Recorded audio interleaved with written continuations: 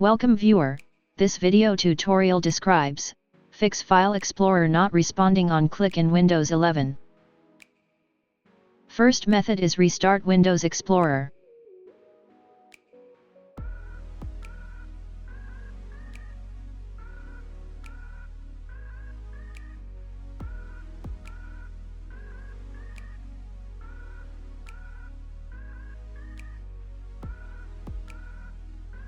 Second method is system file checking.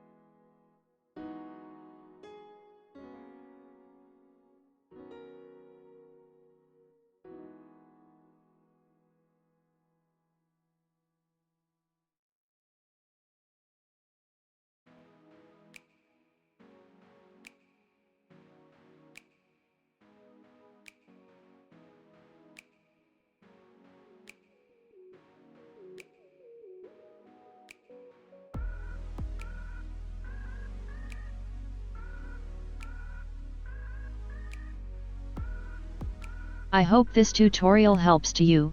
Please like, share and don't forget to subscribe our channel. Thank you very much. See you next video.